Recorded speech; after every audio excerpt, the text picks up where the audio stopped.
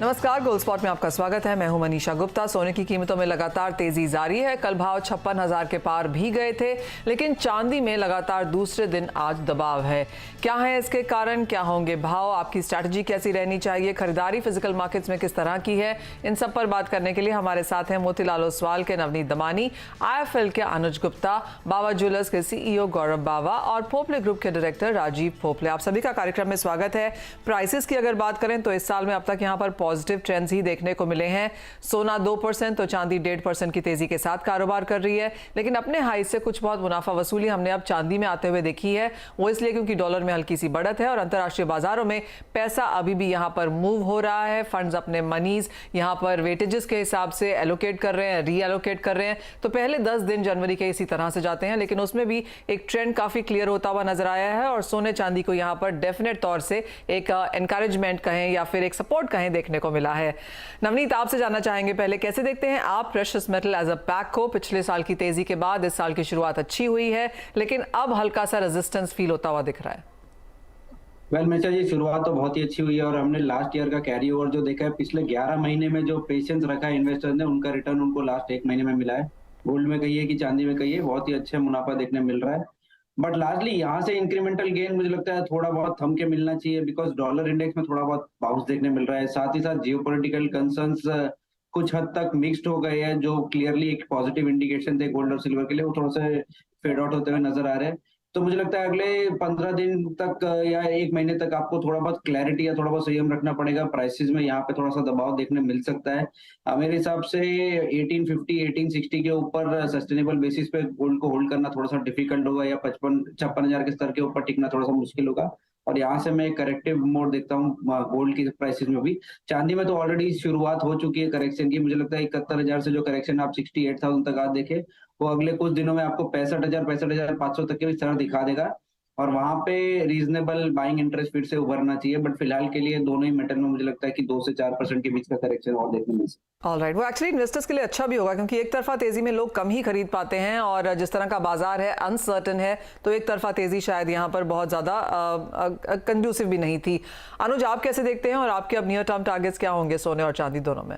मंशा जी, good afternoon. देखिए, gold और सिल्वर दोनों ही डेफिनेटली एक पॉजिटिव ट्रेंड में, हालांकि हाई लेवल आने की वजह से, ओवरबॉट होने की वजह से हमने सिल्वर में करेक्शन देखा। हालांकि सिल्वर में जो हमने एक सेंटिमेंटल देखा है, वो बेस मेटल से भी हमने क्यूज देखे हैं, जिस वजह से हमने देखा था कल भी बेस मेटल में गिरावट थी और आज भी हमने एक नेगेटिव सेंटीमेंट देखे हैं। तो उसकी वजह से सिल्वर के अंदर हमने गिरावट आती हुई देखी। हालांकि गोल्ड अभी भी सस्टेन है $1850 के आसपास और 55,500 के आसपास। तो कहीं ना कहीं जो सेंटीमेंटल है वो अभी भी पॉजिटिव में है, बट एक नीचे का रिएक्शन हमने थोड़ा सा प्रॉफिट बुकिंग यहाँ पर आते हुए देखा है ओवरबॉट सिचुएशन की वजह से। और कहीं ना कहीं जो IMF का स्टेटमेंट आया है, उससे कुछ हद तक जो सेंटीमेंट है वो अभी भी पॉजिटिव है। तो मुझे लगता नहीं है कि कोई ऐसी बड़ी गिरावट यहाँ देखने को मिलेगी। हालांकि शॉर्ट टर्म में थोड़ी बहुत आपको प्रॉफिट बुकिंग देखने को मिल सकती है। अगेन हम एक बाइंग साइड में ट्रेंड आते हुए देखेंगे। हमें लगता है कि जल्दी ही गोल्ड का प्राइस ऊपर में $1870-1880 आता हुआ दिखाई देगा। अगेन हमें लग रहा है कि 56,000 से लेकर 56,500 तक के लेवल आ सकते हैं। वहीं सिल्वर भी हमें लग रहा है कि अगेन 70,000 से लेकर 72,000 तक के लेवल शॉर्ट टर्म में और $25 से $26 तक के लेवल सिल्वर में देखने को मिल सकते हैं। तो फंडामेंटल साइड जाए और टेक्निकल चार्ट्स पे देखें तो मार्केट अभी भी पॉजिटिव साइड में है गोल्ड सिल्वर की। तो अगर थोड़ा बहुत डिप मिलता है तो खरीदारी के मौके ही देखने को मिलेंगे।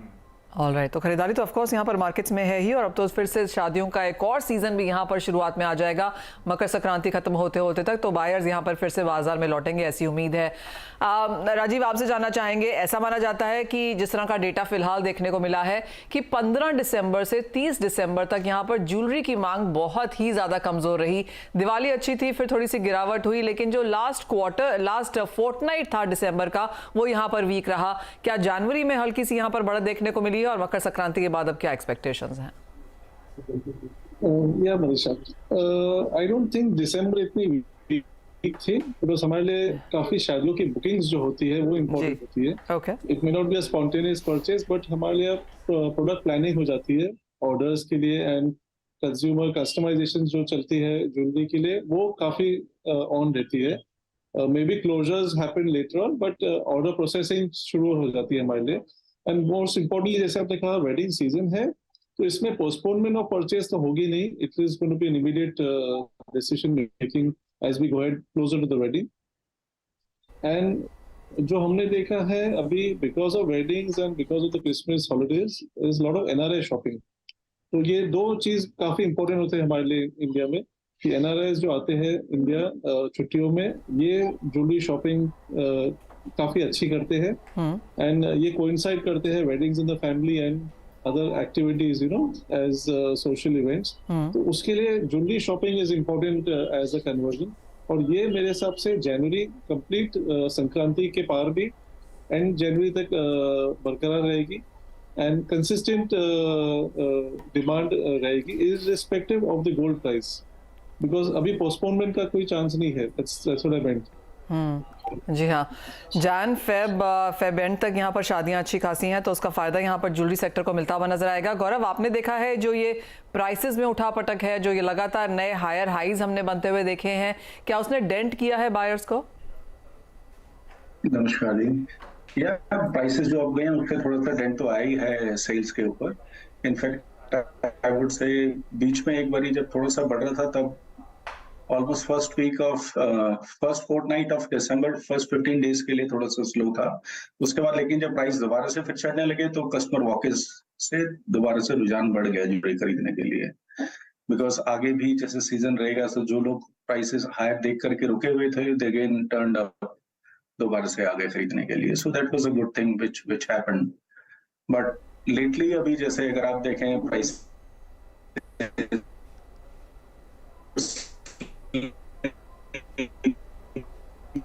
feel that it should be a good correction in between $1,650 to $1,700. I see, that's how I see the market to move in the near future. So मेरे को तो ऐसा लगता है कि prices में around 3 से 5,000 रुपए का डिप आ जाना चाहिए। 3 से 5,000 का That dip? will not take बहुत ज्यादा टाइम नहीं लगना चाहिए, because I see generally count it on the LEA, and मैंने आज इनफैक्ट सुबह ही बैठ के देख रहा था तो मेरे को ये दिखा it has already completed the 5th wave, so we should see a downward trend. ABC जो एलिट वेव का काउंट रहता है वो हमारे को दिखना चाहिए, काफी जल्दी ही दिखना चाहिए, वो it should not take too long. Secondly, अभी इनफैक्ट काफी टाइम से मार्केट में जैसे हॉलमार्किंग HUID कंपल्सरी कर दी गवर्नमेंट ने काफी सारी स्टेट्स में, so there was lot many articles in the newspaper कि लोग फेक हॉलमार्किंग के साथ भी कुछ सारी ज्वेलर्स बेच रहे हैं jewellery. So in fact what we have started in contra to that कि हम कस्टमर को ही जैसे वॉक इन करता है, we ask them to download the application app of BIS and verify each and every jewelry जो लोग हम अपने स्टोर पे बेच रहे हैं, बिकॉज हर ज्वेलरी के ऊपर एक HUID कोड लिखा होता है। तो आप जैसे ही उस कोड BIS की साइट पे डालते हैं तो गेट टू सी कि एक्चुअली वो किस प्रोडक्ट का आईडी है, बैंगल का है कि चेन का है कि सेट नेकलेस का है। So it is little easy for a customer to connect to verify कि एटलीस्ट जो वो प्रोडक्ट लेके जा रहे हैं वो हॉलमार्किंग भी ठीक है कि नहीं। So that has helped us in boosting of sales as well, और कस्टमर कॉन्फिडेंस भी और बेटर होता है। और इनफैक्ट जो लोग ठीक तरीके की ज्वेलरी नहीं बेच रहे, जो मैल प्रैक्टिसेस कर रहे हैं अभी हमारी इंडस्ट्री में स्टिल, सो उनके ऊपर भी कैपिंग क्रिएट होती है। So that's all what we have done. Secondly, अभी जैसे प्राइसेस ऊपर चले गए हैं तो in fact we have plan to launch a scheme again. हम लोग अपना ये शोरूम पे लाभम के नाम से रखते हैं। We generally do whenever the gold prices go up, तो हम कस्टमर को ऑप्शन देते हैं कि वो आज की डेट में बुक कर लें और 1 महीने के अंदर अंदर जब भी ज्वेलरी लेना चाहें, जिस दिन का प्राइस कम होगा उस दिन का प्राइस फिक्स कर लें। सो हमने उसको अपर कैप में, आज जैसे हमारा रेट है 51,400, I think it is around 51,400, तो हमने अपर कैप उसकी फिक्स कर दी कि यहाँ से अगर ऊपर जाएगा तो उसको 51,400 पे ही मिलेगा। बट इन केस यहाँ से 48,000 आ गया 1 महीने के अंदर, तो जब वो 1 महीने में अपनी ज्वेलरी लेने आ रहे हैं, so they can pay for 47,000, 48,000, whatever the market price is on that very day. तो हम उसको दोनों तरीके से hedge करके we are trying to attract new clients for that. All right. So हमारा वो वाला प्लान से लॉन्च हो जाएगा। All right. यानी कि काफ़ी सारे तरीके हैं, और वो जो कस्टमर के सामने ही उनको BIS एप्लीकेशन डाउनलोड करके दिखाना, आई एम श्योर वो एक्साइटिंग भी है और अवेयरनेस भी उससे बढ़ेगी। एंड क्लियरली काफ़ी सारे तरीके हैं यहाँ पर जाने के, ताकि कंज्यूमर्स यहाँ पर SIP के तरीके से या जो इन्वेस्टमेंट का एक स्टेप इन करना चाहते हैं वो इससे आसान हो जाता है। राजीव, लास्ट टाइम मुझे याद है हमने आपसे बात की थी तो आपने कहा था कि डायमंड्स एंड गोल्ड दोनों में ही यहाँ पर अच्छी खासी खरीदारी है। जिस तरह के ट्रेंड्स फिलहाल हैं, नए साल में हैं, क्या ये ट्रेंड्स अब भी जारी हैं? Yes, wedding में diamond jewelry एक important aspect होती है, especially in the metros when we see diamond shopping is happening consistently. So today we have reached a stage where diamond and gold shopping is nearly 50-50% on the entire budgeting.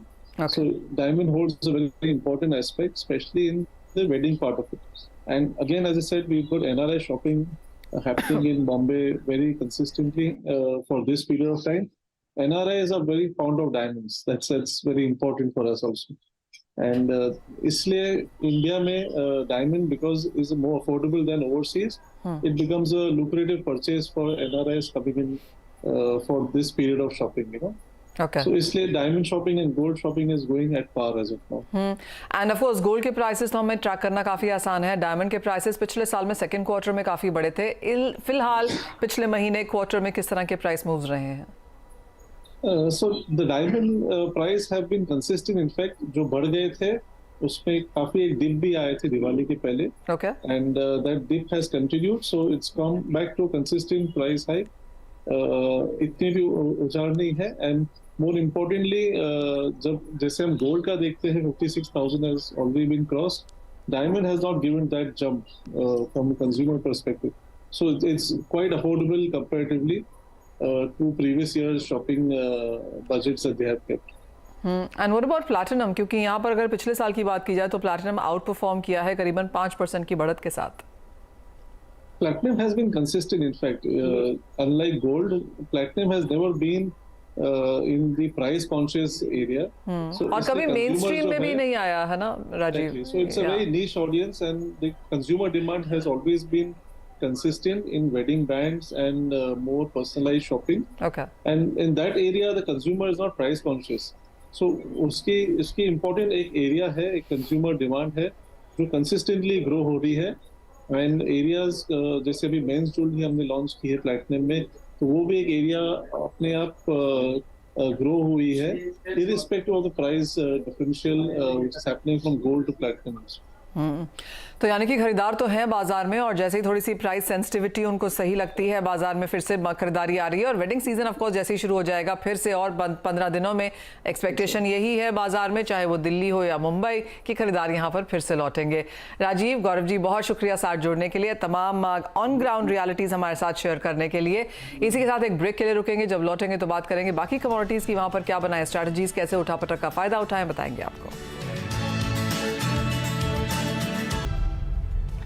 आपका स्वागत है। बात अब यहाँ पर कच्चे तेल की कर लेते हैं, जहाँ पर 2 दिन में 10% की गिरावट के बाद आज हल्की सी बढ़त देखने को मिली है। नवनीत, क्लियरली सारे ज़्यादा फंडामेंटल्स तो अभी भी ऑन द बेयरिश साइड हैं, लेकिन क्या इतनी बड़ी गिरावट के बाद और क्योंकि डॉलर में हल्की सी मंदी है उसका फायदा कच्चा तेल उठा रहा है? मनीषा जी, कच्चे तेल के जो फंडामेंटल जो काफी मिक्स्ड है, और हम लास्ट कुछ दिनों में देख रहे हैं कि 77 और 72 ये रेंज में ही काफी दिनों से कारोबार हो रहा है, और मुझे लगता है कि अभी फिलहाल ये रेंज कंटिन्यू रह सकती है अगले 1 से 2 हफ्ते तक। आज कच्चे तेल के इन्वेंट्री आने का डेटा है, और मुझे लगता है कि हल्की फुल्की जो पुल बैक हम कल के सत्र से देख रहे हैं वो कहीं ना कहीं एक रेजिस्टेंस जोन जैसे 6230 6250 के आसपास जाके एग्जॉस्ट हो जाएगी। मेरा मानना यह है कि $75 के ऊपर ब्रेंट थोड़ा सस्टेन करना डिफिकल्ट होगा, और वापस आपको $71-72 की रेंज में देखने मिल सकता है। सेल ऑन रैली की स्ट्रेटेजी रखनी चाहिए, आपको वापस 6000 के नीचे के स्तर बहुत जल्द एमसीएक्स में देखने मिलेंगे। ऑलराइट, फिलहाल 2% की बढ़त के साथ कारोबार, लेकिन अपटिक्स पे बिकवाली की राय।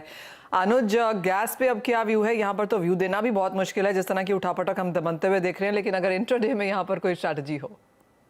मनीषा जी, देखिए कल का ट्रेडिंग सेशन भी देखा हमने, आज का भी देख रहे हैं कि एक बिल्कुल फ्लैट ट्रेड रहा है। हालांकि आज शाम को इन्वेंट्री डेटा रिलीज होने हैं, बट अगर हम टेक्निकल पॉइंट ऑफ व्यू से देखें तो मुझे लगता है कि मार्केट अभी थोड़ा सा ओवरसोल्ड जोन में आया है नेचुरल गैस का, काफी करेक्शन के बाद। तो जैसा हम एक्सपेक्ट कर रहे थे कि 320-325 के आसपास से मार्केट एक रिकवरी करेगा, तो वैसा ही ट्रेंड हमने कल भी देखा था। तो मुझे लगता है कि अगर प्राइस नीचे 320-325 की रेंज में मिलते हैं तो वहां पर शॉर्ट कवरिंग देखने को मिल सकती है। तो फिलहाल करंट रेट पे तो नहीं, बट हाँ 320-325 के स्तर आते हैं तो वहां पर बाय इनिशिएट कर सकते हैं। 300 का स्टॉप लॉस लगाया, टारगेट ऊपर में 360-370 तक देखने को मिल सकते हैं। और अगर प्राइस 380 के आसपास मिलते हैं तो वहां पर अगेन बिकवाली का ट्रेड बना सकते हैं। तो रेंज में मुझे लगता है कि नेचुरल गैस रहेगा और इस रेंज के अंदर ही ट्रेड का बना सकते हैं। ओके, अगर राउंड अप करें तो यानी 300 और 400 के बीच में यहाँ पर नेचुरल गैस फिलहाल कारोबार कर सकता है। एक नजर मेटल्स पे डालते हैं। फर्स्ट डे ऑफ ट्रेड में तो यहाँ पर बढ़त देखने को मिली थी, लेकिन उसके बाद कल का दिन और आज का दिन हल्का मुनाफा वसूली वाला रहा, और फिर से यूरोपियन मार्केट्स के बाद अब यहाँ पर खरीदारी लौटी है। तो चॉपी मूव्स यहाँ पर भी हैं, क्या राय है नवनीत? मिश्र जी, लास्ट 2-3 घंटों में हमने एक अच्छी बाइंग इमर्ज होते हुए देखी है पूरे मेटल स्पेस में, और मुझे लगता है कि आज कुछ खास ऐसा फंडामेंटल ट्रिगर या कुछ ऐसा टेक्निकल पैरामीटर्स पे नहीं हुआ जिसको ये रैली को जस्टिफिकेशन मिले।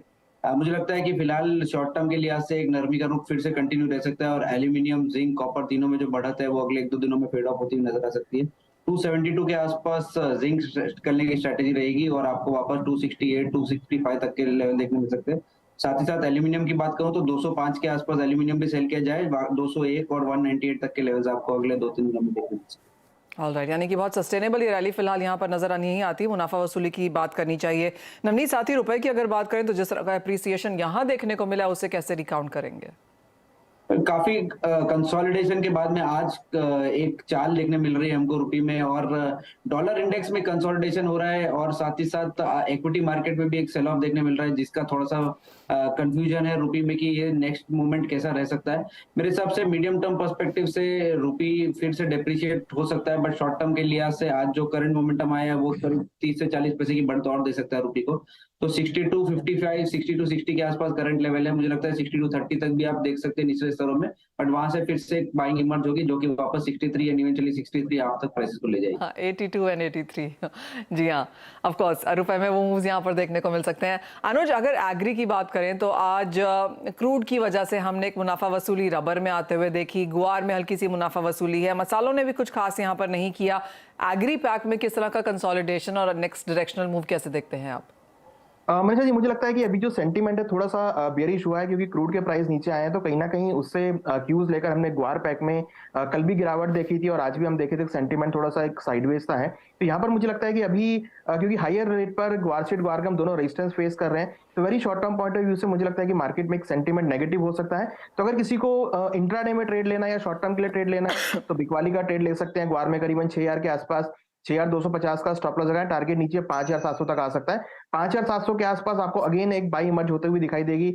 सिमिलरली ग्वारगम में भी हमें लग रहा है कि एक बार 12200 तक के लेवल नीचे आ सकते हैं, तो 12000 के आसपास अगर प्राइस मिले तो वहां पर बाई इमर्ज कर सकते हैं। तो कहीं ना कहीं क्रूड की वजह से हमने एक नेगेटिव सेंटीमेंट आते हुए देखा है। वहीं अगर स्पाइसेस की बात करें तो जीरा में हमने आज एक प्रॉफिट बुकिंग आते हुए देखी है। डेफिनेटली हायर रेट पर जो डिमांड कंसर्न्स हैं वो थोड़े कम होने लगते हैं। मुझे लगता है कि यहाँ पर हो सकता है कि आने वाले समय में एक्सचेंज की तरफ से भी कुछ मार्जिन बढ़ाने की बात देखी जा सकती है, बट फिलहाल अभी करंट रेट पे मुझे लगता है कि थोड़ा सा ज्यादा ओवरबॉट जोन पे है, तो करेक्शन यहाँ पर आ सकता है। तो प्रॉफिट बुकिंग जीरा में भी देखने को मिल सकती है। ऑलराइट, यानी कि कुछ गिरावट की इंतजार करें यहाँ पर। गुआर सीड, गम और मसालों में भी अच्छी खासी बढ़त के बाद एक मुनाफा वसूली का दौर फिलहाल यहाँ पर बाजार में है। बहुत शुक्रिया नवनीत, अनुज साथ जुड़ने के लिए, तमाम कमोडिटीज पर राय के लिए। मुझे भी दीजिए इजाजत। ब्रेक के बाद लेकर आएंगे आवाज समाचार।